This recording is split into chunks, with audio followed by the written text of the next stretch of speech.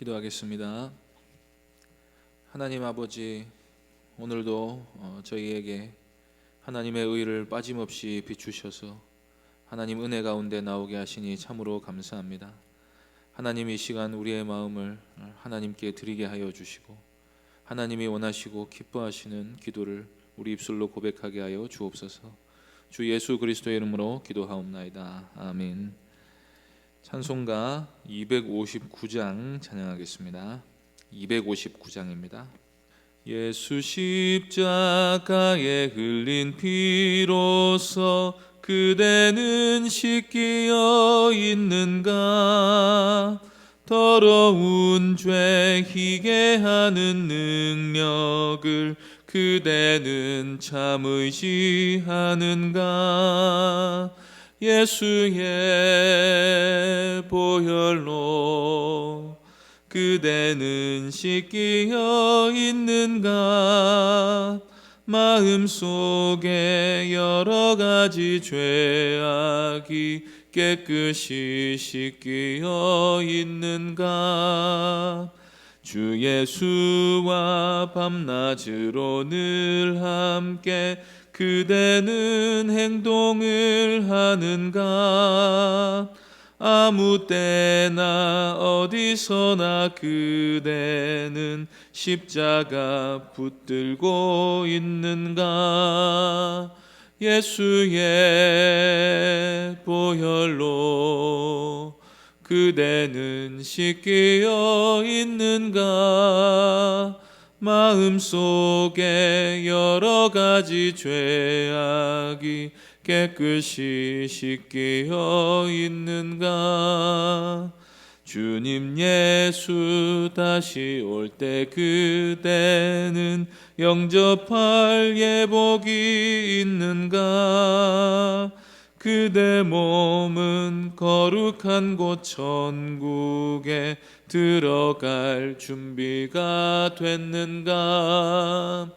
예수의 보혈로 그대는 씻기어 있는가? 마음속에 여러 가지 죄악이 깨끗이 씻기어 있는가? 모든 죄에 더러워진 예복을 주 앞에 지금 다 벗어서 샘물같이 솟아나는 보혈로 눈보다 더 희게 씻으라. 예수의 보혈로 그대는 씻기어 있는가? 마음속에 여러 가지 죄악이 깨끗이 씻기어 있는가? 하나님 말씀은 아모스 5장 21절부터 27절까지입니다.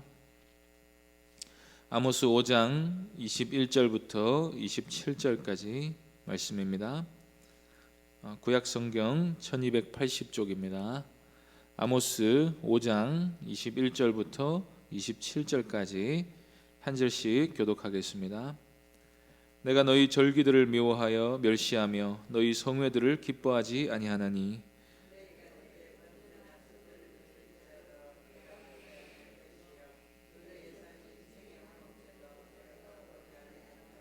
내 노랫소리를 내 앞에서 그칠지어다. 내 비파소리도 내가 듣지 아니하리라.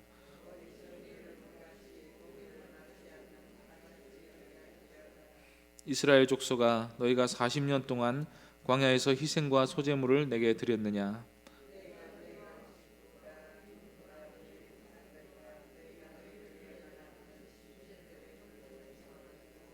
함께 읽겠습니다. 내가 너희를 다메섹 밖으로 사로잡혀 가게 하리라. 그의 이름이 만군의 하나님이라 불리우는 여호와께서 말씀하셨느니라. 아멘. 이 시간 정의를 물같이 공의를 강같이 라는 제목으로 하나님 말씀 전하겠습니다. 일반적으로 무신론자 하면 하나님이 없다고 스스로 생각하는 사람을 말합니다. 하나님이 있거나 없거나 관심 없는 사람 말고 하나님이 없다 하는 사상을 가지고 있는 사람은 자신이 무신론자임을 자처하는 것입니다. 하나님을 본 적이 없으니 하나님이 없다고 하거나 세상에 공의가 시행되지 않는 것을 보니 하나님은 없다, 과학적 증거들이 하나님이 없다고 주장한다, 하나님이 없다고 말하는 편이 훨씬 합리적이다라는 식의 주장을 펼치는 사람들은 자기 나름대로 무신론적 사상을 가지고 있는 것입니다. 그래서 시편 4절에서 다윗은 악인은 그의 교만한 얼굴로 말하기를 여호와께서 이를 감찰하지 아니하신다 하며 그의 모든 사상에 하나님이 없다 하나이다 라며 탄식했습니다. 하나님이 없다고 하는 사람들은 그런 사상을 가지고 있습니다. 하나님에 대한 인식 자체를 거부하는 것입니다. 그런데 무신론에는 이런 이론적 무신론만 있는 것이 아닙니다. 하나님이 계시다는 것을 인정하고 심지어 예배도 드리지만 실제로 하나님이 없는 것처럼 살아가는 사람들이 있습니다. 입술로 고백한 하나님을 삶으로 부인하여 실제로는 온몸으로 하나님의 존재를 부인하는 사람을 두고 실천적 무신론자라고 말합니다. 교회 와서는 하나님을 찬양하면서 하나님이 거룩하신 분이시고 의로우신 분이시고 선하신 분이라는 사실을 고백했습니다. 그런데 일상으로 돌아가서는 그 거룩하신 하나님 앞에 살아간다는 인식이 없이 자기 마음대로 살아가는 사람이 있다면 그 사람은 실천적 무신론자입니다. 하나님의 율법을 듣고 그것이 하나님의 뜻이라는 사실을 배워서 그 사실에 동의했습니다. 율법이 선한 것이고 아름다운 것임을 시인했습니다. 그런데 일상에서 아무 거리낌 없이 율법을 어기고 살아간다면 그 사람은 행실로 하나님이 없다고 주장하는 사람인 것입니다. 이런 실천적 무신론자 역시도 입술로는 하나님을 고백하지만 사실 마음에 하나님을 두기 싫어한다는 점은 이론적 무신론자와 다를 바가 없습니다. 이론적 무신론자는 교만한 사람이고 실천적 무신론자는 위선적인 사람이다 하는 차이만 있을 뿐입니다. 오늘 본문에서 하나님은 이스라엘이 말로는 겉으로는 하나님을 경외한다 하면서 실제로는 하나님 없는 것처럼 살아가고 있는 행태를 하나님이 고발하십니다. 아무리 하나님을 안다 하면서 온갖 종교적 행위를 한다 할지라도 하나님의 뜻을 행하지 않는 사람은 사실 하나님을 믿지 않는 사람이라는 것입니다. 오늘 본문 안에서 우리는 하나님이 바라시는 참된 예배가 무엇인지를 보게 됩니다. 예배는 그 자체로 하나님의 주권을 인정하는 행위입니다. 우리가 하나님이 만드신 세상 안에 살고 하나님의 주되심과 우리의 종됨을 인정하는 행위가 예배입니다. 누군가의 발 아래 무릎을 꿇고 절한다는 것은 그 자체로 그의 명령과 뜻을 따르겠다는 것을 함축하는 것입니다. 예배를 통해 우리는 하나님만이 최종적인 모든 영광을 받으실 분이라는 사실을 고백합니다. 예배 시간에는 오직 하나님만이 높임을 받으십니다.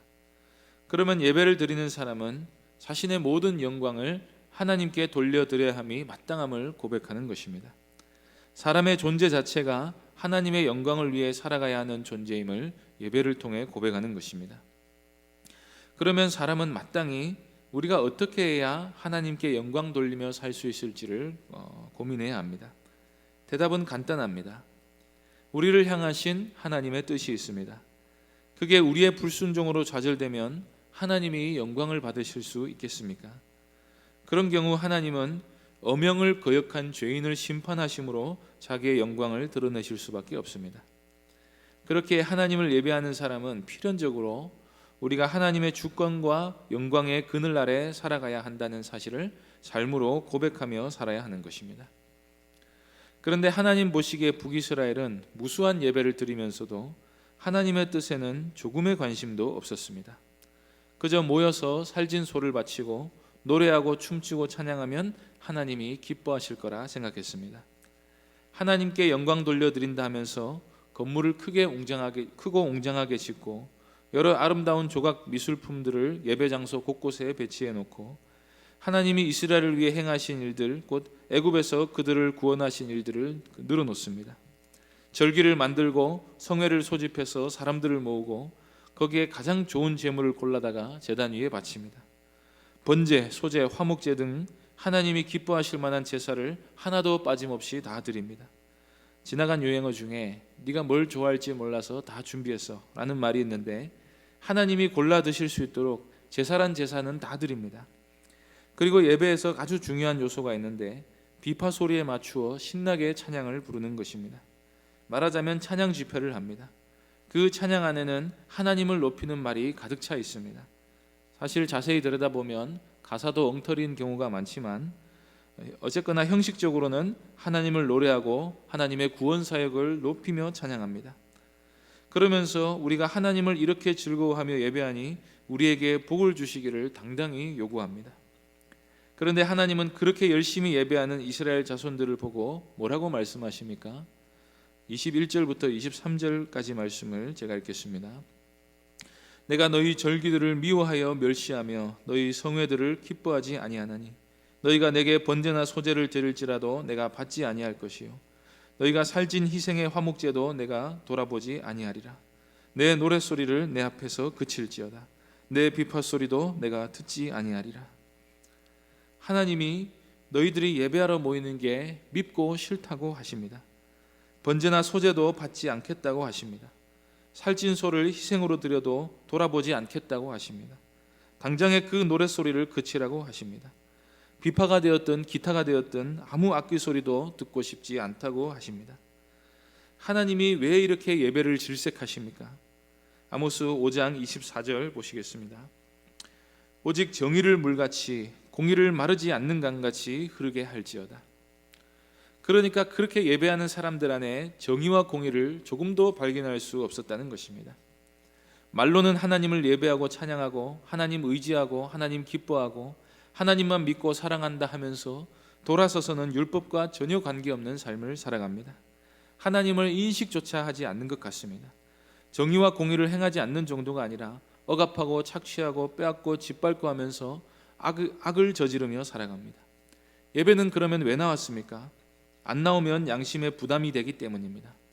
혹은 예배를 하나의 심리적 안정의 수단으로 삼았기 때문입니다. 이런 경우 예배를 그 어떤 신자보다 열정적으로 드릴 수 있습니다. 어떤 영적인 경험을 하고 어떤 심리적 카타르시스를 경험하는 게 예배의 목적이 되었기 때문에 누구보다 열심히 예배에 참여합니다. 이런 경우는 하나님이 중요한 게 아니라 자기가 위로를 받는 게 중요한 것입니다. 또는 예배를 복을 받기 위한 수단으로 삼을 수 있습니다. 하나님이 기뻐하시는 일을 하면 하나님이 복을 주실 거라고 믿습니다. 좋은 믿음이긴 한데 문제는 하나님이 기뻐하시는 일이 무엇인지를 오해하는 것입니다. 우리가 열심으로 무언가를 드리는 예배라면 하나님이 무조건 기뻐하실 거다, 그렇게만 생각하고 말고 사람을 향한 하나님의 뜻에는 무관심한 경우가 이에 해당합니다. 쇼생크 탈출이라는 영화를 보면 주인공이 누명을 쓰고 쇼생크라는 악명 높은 감옥에 갇히게 됩니다.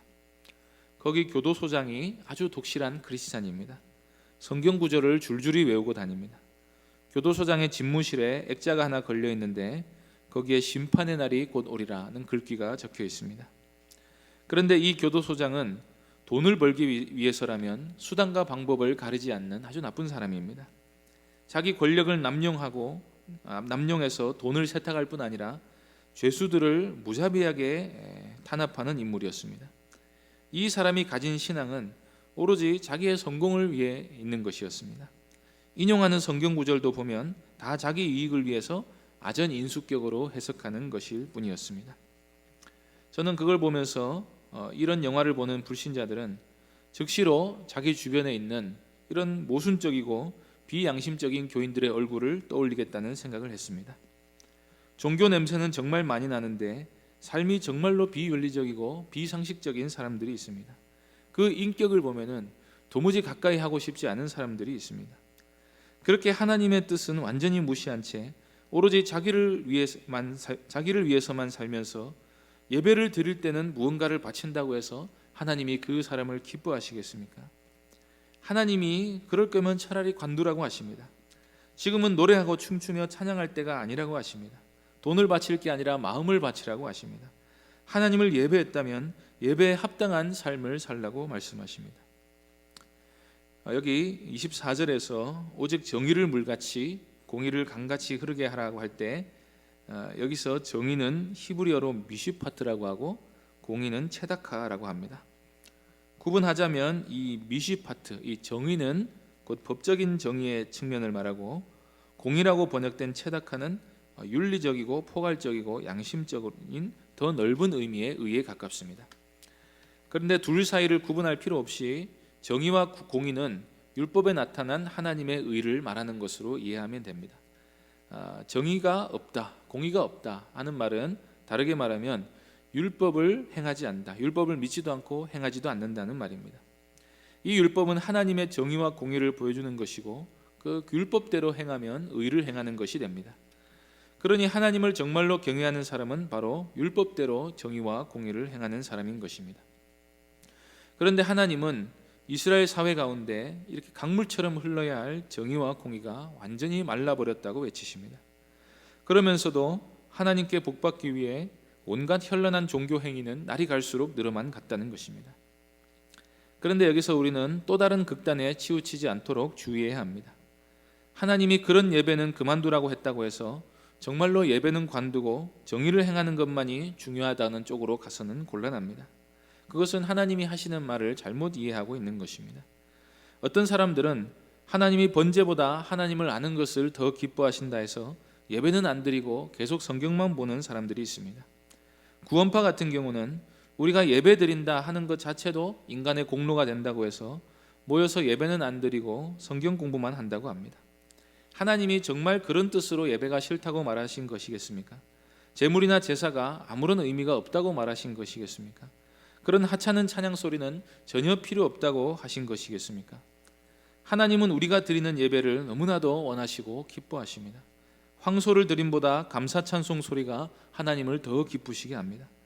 그렇게 거룩해야 될 예배가, 하나님이 가장 기뻐하시는 예배가 인간들의 악행으로 인해 더러워지니까 사실상 하나님을 경외하는 마음이 전혀 없이 자기들이 예배의 주인 행세를 하면서 하나님을 등 뒤로 내몰아 놓고 우리가 원하는 모습으로만 나타나 달라고 하니까 그런 가증한 예배는 그만두라고 하시는 것입니다.